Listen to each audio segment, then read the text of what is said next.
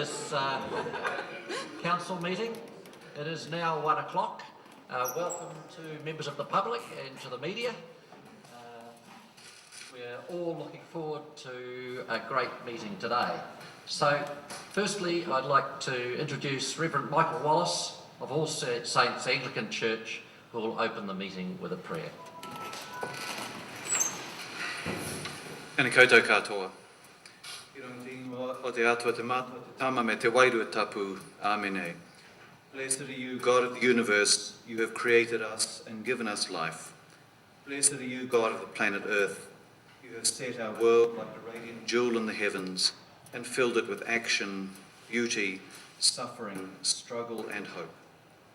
Blessed are you, God of this place, and all the peoples who live here, in all the lessons we've learned, in all that remains for us to do. Blessed are you because you need us, because you make us worthwhile, because you give us people to love and work to do, for your universe, for your world and for ourselves. God, be present in this meeting. Be present always with our mayor and councillors. Grant that your love may be present here, so that everything that is said and everything that is done may be filled with your Holy Spirit, a spirit of love, of justice and of peace. In Jesus' name, Amen.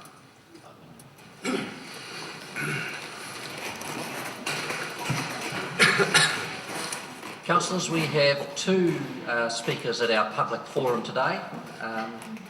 First up is Alistair Morrison, who will address us on freedom camping on behalf of the Waikouaiti Coast Community Board.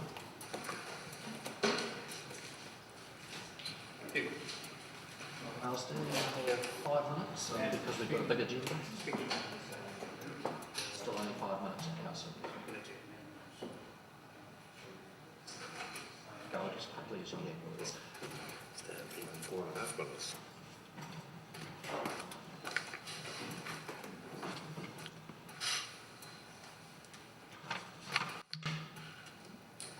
Hello, good afternoon, and thank you for the opportunity to speak with you today. I'm here to speak on behalf of the Waikouaiti Coast Community Board in relation to item 18 on your agenda, which commences page 108 and continues to page 126, namely the review of the Camping Control Bylaw 2015.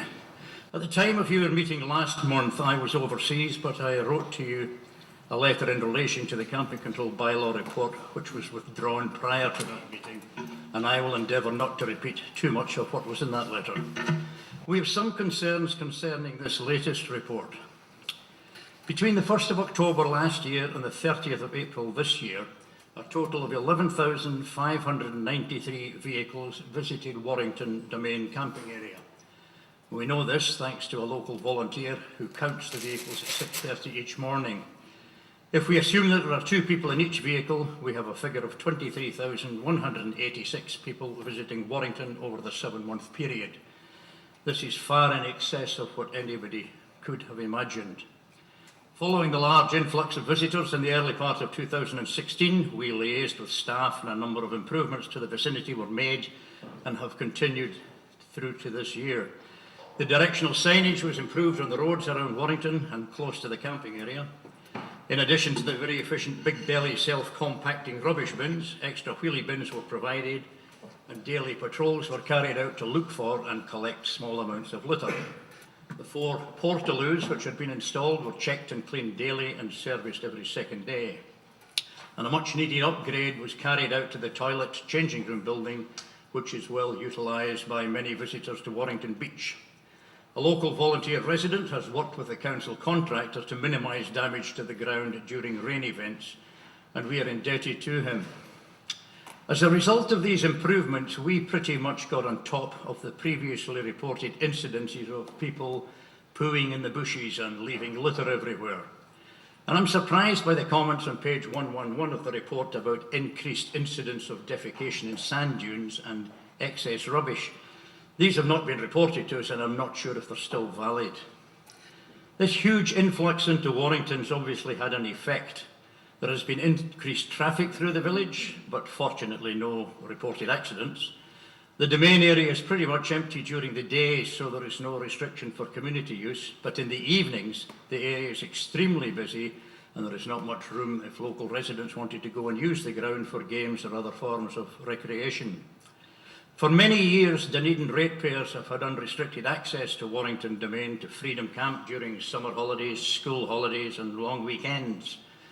If staff's preferred option 1 were to be adopted, that would then cut off a source of enjoyment for those ratepayers and residents. And there's no actual mention of that in the report. And just regarding that, it's interesting to look at the occupancy figures over Waitangi weekend this year. The average in the latter part of January was 61 vehicles per night, but over the holiday weekend it started to climb rapidly and it peaked at 157 vehicles on Waitangi Day. The numbers then tracked downwards a bit and rose gradually through February. The numbers suggest that the peak was due to local New Zealand families visiting the area and not the overseas people. When chatting to folk, it was evident that many people from the Dunedin area and further afield have been visiting Warrington Domain for many years and were concerned that option 1 does not appear to consider this. There is mention in the report about freedom camping interfering with other camping ground operations. There's no information provided about the capacity of those camping grounds to absorb the numbers involved. We have suggested that discussions should be had with camping ground operators to help find a way to reduce overcrowding at Warrington and to find a solution that would be satisfactory to all. The proprietor of the Waikouiti camping ground would be very happy to discuss the issue, but initial contacts with staff seem to have faded away. We would be keen to resurrect this discussion. Paragraphs 44 to 47 on page 113 are of concern, since there is no actual detail to support the statements, some of which are at odds with what our board members have found. I have an issue with the first line on page 123 of the report. Option 2 states, increased enforcement and infrastructure. Why do we have this word enforcement first? Here's a copy of your current draft Dunedin destination plan, a document that is out for consultation and feedback with a closing date of the 7th of July. This document speaks of attracting more people to Dunedin and improving facilities. Surely infrastructure should precede enforcement. I don't know how many in this room have spent much time, I don't think that was me, I don't know how many people in this room have spent much time conversing with freedom campers who visit our city. I have. These freedom campers are you. They're me, they're our children, they're ordinary people enjoying a holiday, and it is so disappointing that they're being made out to be some sort of pariah, mainly due to little sensational pieces in the media or sometimes misinformed letters to the editor and the likes. Of the 23,186 people who visited Warrington, the troubles were few. The overseas visitors to our place are an investment in the future. Following a good travelling experience, they will extol the virtues of this friendly place to the people back home. Some may decide that this is a good place to conduct business. Some will come again and upgrade from tents and camper vans to hotels. The 3 options in this report mention advantages and disadvantages, but they do not mention consequences. The number of overseas visitors this year will likely be greater than last year. A significant number of these will have booked their flights already to get a preferential fare. Many will have made rough touring plans already. Many will arrive in October and November, judging by the statistics from the last couple of years. This report suggests that a bylaw review decision on option 1 might be implemented around October. So following that, our 23,000 visitors will have to find somewhere else to poo. In the bushes, one wonders. As you consider this issue, the issue of costs will no doubt be discussed, and I would ask you to consider a comparison between the costs of enforcement and the cost of providing suitable facilities. Item 21 on page 111 mentions the enforcement team visiting Warrington between 6 and 9. He's a nice chap in a security company vehicle, and one important thing he does is to ensure that nobody is trying to camp in the back beach area at the time. But many freedom campers are still arriving at Warrington up to and beyond midnight. What would the cost of monitoring that daily be? In conclusion, I'm going to use the word you. I recognise that this council has only been in place since last October, but you means Dunedin City Council. Despite the detailed information we provided to you in 2016 following the huge influx of freedom campers to Warrington, you've done absolutely nothing to address the issue. A year has been wasted, and here you are looking to make a decision to implement a partial plan which may or may not alleviate the situation under discussion. We have no problem with you seeking public input by way of consultation, even though it is a year later than it should have been.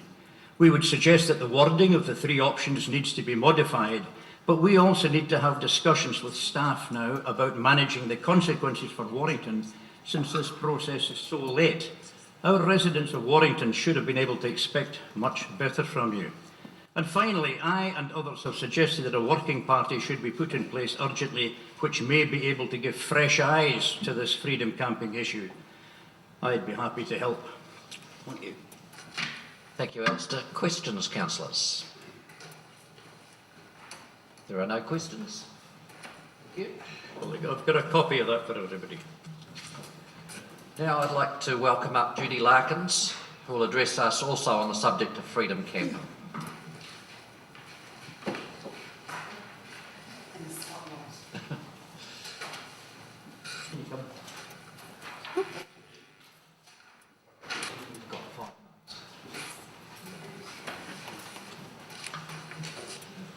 Thank you for the opportunity to speak to you today. I'm Judy Larkin, and I'm here representing 18 of the ratepayers who live in Connell Street and the 753 people who have signed in support of our petition to prevent Rotary Park becoming a site for freedom camping. I can tell you that the majority of people we have spoken to are very concerned about the impact currently of freedom camping and the consequences of any plans to increase freedom camping facilities in our city. It was heartening to read the ODT yesterday suggesting that the proposals will not go ahead as originally mooted, and we welcome wider consultation with community on the issues surrounding freedom camping. We won't, however, be celebrating until we have this news confirmed today by this council meeting. We wish, however, for our strong opposition to any plans to turn Rotary Park into a freedom camping zone to be on record with the council.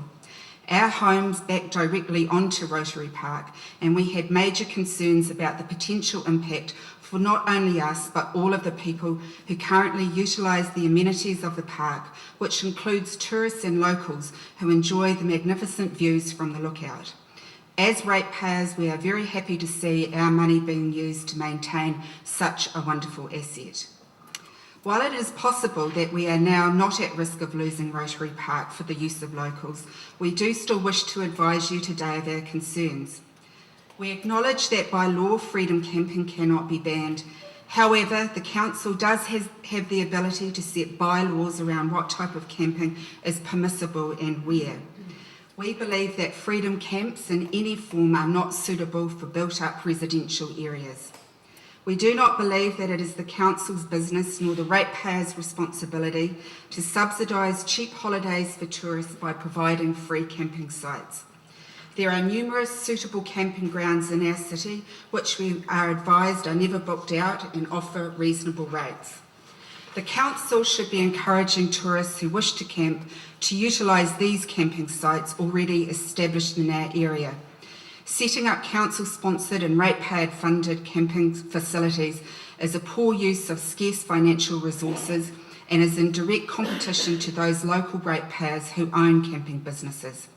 We wouldn't set up a soup kitchen for tourists who think our food is too expensive, so why would the council feel it is our responsibility to provide certain tourists with free accommodation? This is not an issue of not in my backyard. We believe non-self-contained freedom camping shouldn't be in anyone's backyards. We therefore urge the council to ban all non-self-contained camping within our city boundaries. Other councils, such as Christchurch, have shown the way and have banned all non-self-contained camping in Christchurch and Banks Peninsula. We understand that the issues are complex. New regulations are about to take effect in relation to what constitutes self-contained. We are told that this means toilet facilities must be such that you can stand up to use the toilet.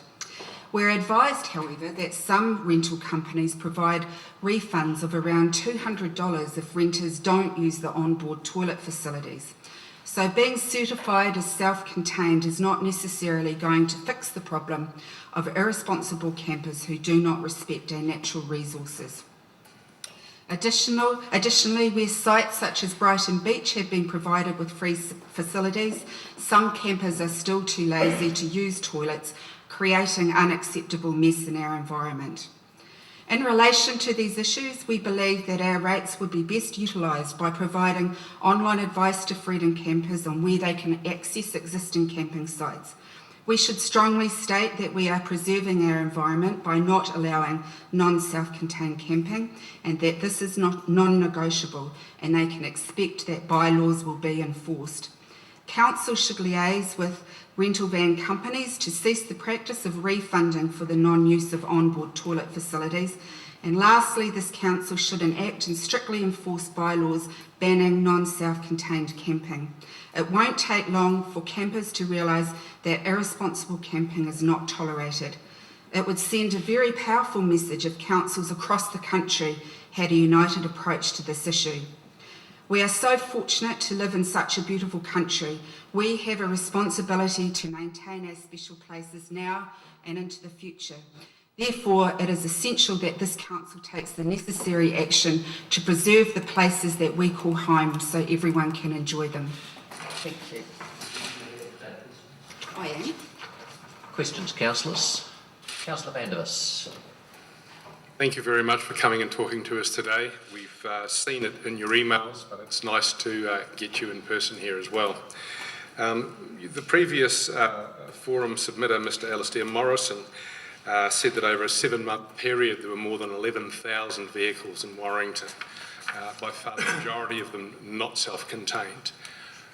How much money would you like this council to pour into enforcement to try and keep this sea of Freedom campers out of the city? How much do you think we should be spending? Well, that's a good question. I have to say I'm not really in a position to answer a question like that, and I would hope that the consultation process will help you to make some decisions around that. But what I can say is, from talking to the people that we have all done, a small number from our street, are really clear that people are worried about this. They see it as a major problem, and people are concerned about our environment and the fact that it shouldn't be ruined by people who are not responsible. I recognise that you do, especially in Collins Street, have a lot of concern in the area, and that you're worried about what may happen. Does it surprise you that 11,000 plus vehicles in 7 months hasn't worried most of the people in Warrington, despite the incredible concentration of them there? Well, I'm not exactly sure where all the people in Warrington live in relation to the camping ground, but I know what the proposal for Rotary Park means for where I live, and it would be simply unacceptable for that particular amenity to be utilised for camping, people camping, instead of for what it's currently being used for. And I think the people in our street are unhappy with the thought of increased nuisance and noise from people at some of our homes back directly onto the car park. So I don't know whether the people that live at Warrington all live around the camping ground in the same way that we do. And finally, the proposed recommended option, which is just for self-contained, and that's self-contained under the new strict rules. You're happy with that option if that goes ahead? I guess what we're saying is, as I said in my piece, is that we don't believe that freedom camping in any form should be in built-up residential areas. So, but obviously, freedom camping should be permitted in places where it is self-contained, where it is, you know, an appropriate place to do so. But in the middle of a residential area, in our view, is not acceptable. So even the new strictly self-contained that they're looking at legislating, you wouldn't want in Rotary Park either? Certainly not. Have you got any suggestions where you think we as a council should allow them to go, given that they're all coming anyway? No, at this stage I do not, and as I said before, we're quite happy to see that there's going to be a wider consultation, and this whole issue has ignited the people in our street and our neighbours, and we'll be quite happy to continue to do some work around what might be alternatives, because we recognise you can't just say no. There has to be alternatives that work for people, but first and foremost, the well-being of ratepayers should be the first consideration. Thank you very much. Councillor Elder. Thank you. Thanks for coming. I was just considering point 42, and considering additional sites, it is recommended that the following criteria apply, and they are away from residential and commercial accommodation, have no historic or ecological significance, can be safely accessed by foot or vehicle, infrastructure, toilet bins, etc. is available or can be easily constructed and is on council property. Does that seem reasonable to you? How do you feel about those points? Yes, so when we read that did seem to be taking into consideration a lot of the concerns that we had. I can't remember whether, so if you looked at that in relation to Rotary Park, that there's actually sports fields that are there, so I'm not sure when you read that out, and I can't remember from when I read it whether it talked about those sorts of amenities as well. And I know that there was also concern about increased traffic and the fact that near the park there's a preschool where there's often lots of cars and things, and it's can be quite a hazardous thing if there was increased traffic. I think this is quite well considered because it says is away from residential and commercial accommodation. Yes, so that would appear to cover it, I would wouldn't it? assume that would cover that. Yes. Yeah. Thank you. No other questions? Thank you, Judy. Okay. Can I leave?